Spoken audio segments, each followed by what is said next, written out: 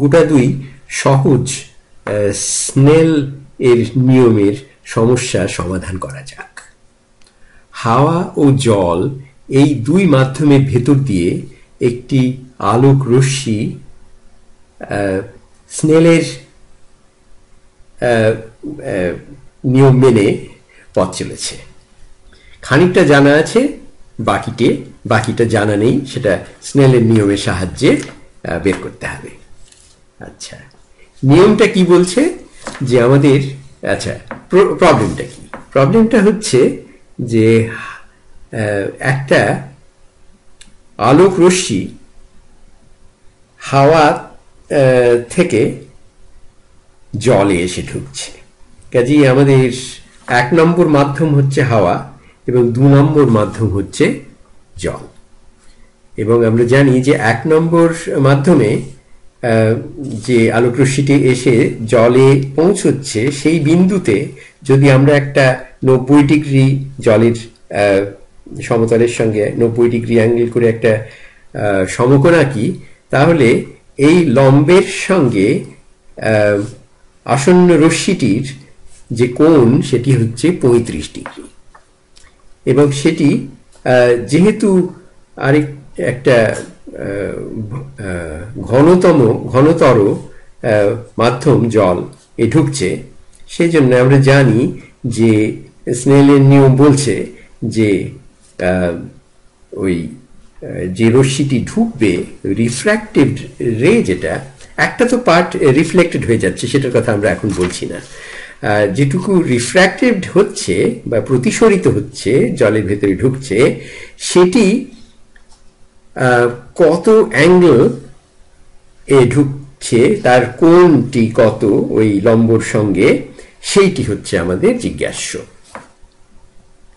তা এখন স্নেলের নিয়ম আমরা লিখে ফেলি, সেটা হচ্ছে n1 sin θ1 সমান n2 sin θ2। ওকে, এটাই হচ্ছে স্নেলের সাধারণ নিয়ম, যেখানে n1 এবং n2 হচ্ছে ওই দুটো মাধ্যমের রিফ্র্যাক্টিভ ইন্ডেক্স এবং θ1 এবং θ2 হচ্ছে ওই ইনসিডেন্ট আর রিফ্র্যাক্টেড কোণগুলো। আচ্ছা, আমরা যে রিফ্র্যাক্টিভ ইন্ডেক্সের বা প্রতিসরণ সূচকের যে লিস্টটি পেয়েছি, সেখান থেকে দেখছি যে হাওয়ার জন্য n হচ্ছে 1-এর খুবই কাছাকাছি, 1.000029। ইনফ্যাক্ট যে কোনো গ্যাসের জন্যেই এই n এর পরিমাণ ওই খুব 1-এর কাছাকাছি, মানে ভ্যাকুয়ামের সঙ্গে খুব একটা তফাৎ নেই আলোর গতিবেগের এই গ্যাসের মধ্য দিয়ে চলতে গেলে। হাওয়ার মধ্যে হচ্ছে ওই যেটা বললাম সেই সংখ্যাটা, এবং তাকে যেহেতু 35 ডিগ্রি কোণ করে সে ঢুকছে, সেই জন্য সাইন 35 ডিগ্রি সমান 1.33, সেটা হচ্ছে জলের রিফ্র্যাক্টিভ ইন্ডেক্স বা প্রতিসরণ সূচক, এবং সেই অজানা কোণ θ2 তার সাইন θ2 কে 1.33 দিয়ে গুণ করলে যা হয়, আর হাওয়ার রিফ্র্যাক্টিভ ইন্ডেক্সকে সাইন 35 ডিগ্রি দিয়ে গুণ করলেও তাই হয়। আচ্ছা, সেখান থেকে আমরা সাইন θ2 এর পরিমাণটা সহজ অঙ্ক কষে বের করে ফেলছি, সেটা হচ্ছে 1.000029। তাকে আমরা সাইন 35 ডিগ্রি, সেটা একটা ক্যালকুলেটরে সহজেই দেখা যায় যে হচ্ছে 0.5737, আর সেটাকে এই গুণফলটাকে ভাগ করতে হবে 1.33 মানে জলের রিফ্র্যাক্টিভ ইন্ডেক্স দিয়ে। তাহলেই সাইন θ2 মানটি এই ক্যালকুলেটরের কল্যাণে সহজেই বেরিয়ে এলো, সেটা হচ্ছে 0.4314। আচ্ছা, তাহলে থিটা কত, সেই হচ্ছে প্রশ্ন। এখন আমরা আবার ত্রিকোণমিতি থেকে জানি যে θ2 হচ্ছে সাইন ইনভার্স বা আর্ক সাইন অফ ওই যে মানটি ডান দিকে দেওয়া আছে সেটি, 0.4314 এবং এটাও ওই ক্যালকুলেটরের সাহায্যে আমরা সহজেই বের করতে পারি যে θ2 হচ্ছে 25.6 ডিগ্রি। আমাদের হয়ে গেল সেটা। এখন আরেকটা অঙ্ক কষা যাক।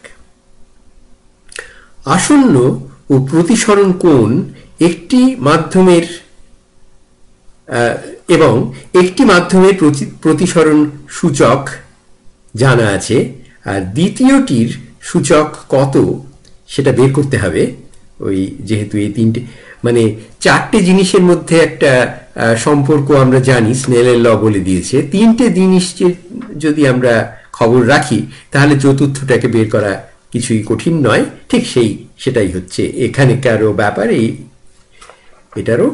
আচ্ছা, এখানে হচ্ছে কি দুটো যে মাধ্যম, তাতে প্রথম মাধ্যমটি ওই ওপরে যেখানে কিছুই লেখা নেই সেটা হচ্ছে মহাশূন্য, ভ্যাকুয়াম, এবং সেখানে n1 এর মান হচ্ছে একেবারে 1।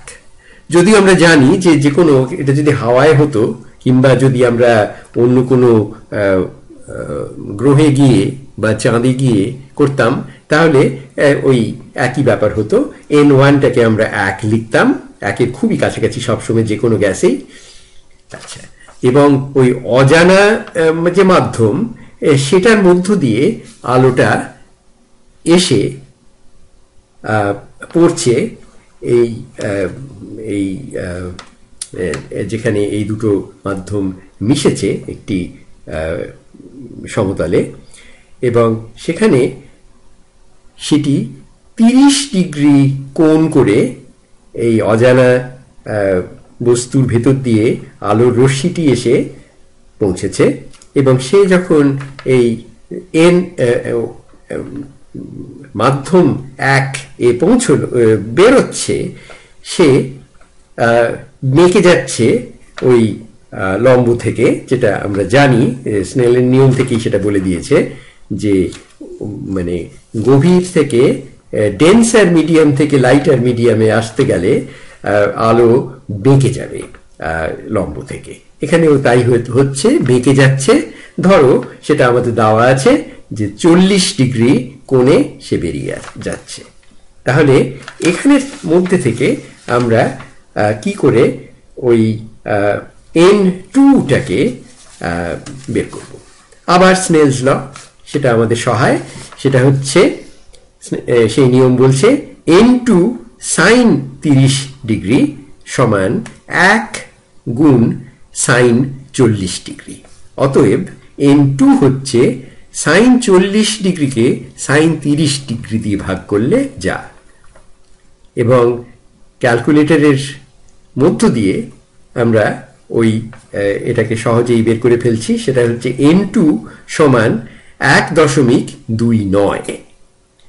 আচ্ছা, আমরা আরো জানি যে এই সূচক থেকেই আমরা এই দ্বিতীয় অজানা বস্তুটির মধ্যে আলোর গতিবেগ কত সেটাও আমরা মাপতে পারবো, কারণ আমরা জানি যে ওই রিফ্র্যাক্টিভ ইন্ডেক্স বা প্রতিসরণ সূচকের যে সংজ্ঞা, সেখান থেকেই জানি যে n2 হচ্ছে সমান c, ভ্যাকুয়ামে যে আলোর গতি তাকে, যেটা হচ্ছে বিশ্বের স্পিড লিমিট, সেই c কে ভাগ করতে হবে কি দিয়ে, যে ওই n2 এই মিডিয়াম 2-তে আলোর যে গতিবেগ তাই দিয়ে, সেটাকে v2 বলা যাক। তাহলে n2 সমান c, তাকে ভাগ করছি v2 দিয়ে। আচ্ছা, তাহলে আমরা n2 জানি 1.29, এবং c এর কথাটা আমরা জানি সেটা হচ্ছে যে 300 মিলিয়ন মিটার পার সেকেন্ড। তো সেটা লিখে ফেলা যাক, 3 আর তার পিঠে 8টা শূন্য, এবং তাকে v2 দিয়ে ভাগ করলে আমরা 1.29 পাবো। অতএব v2 হচ্ছে 300 মিলিয়ন মিটার পার সেকেন্ড, তাকে 1.29 দিয়ে ভাগ করলে যত হয় তত। আবার ক্যালকুলেটর আমাদের সহায়, এবং সেখান থেকে আমরা দেখে নিচ্ছি যে 2.32 এর পরে যদি আমরা তাকে 1-এর পিঠে 8টা শূন্য দিয়ে গুণ করতাম তাহলে যা হতো সেটাই হচ্ছে এই গতিবেগ, যেটা হচ্ছে 232 মিলিয়ন মিটার পার সেকেন্ড। আর এটা মনে হচ্ছে জলের খুব কাছাকাছি এই মিডিয়ামটা, কাজেই আমরা বুঝতে পারছি যে জলের মধ্য দিয়ে আলো যে চলে তারও গতি কিছু কম নয়, সে 232,000 কিলোমিটার পার সেকেন্ড চলে।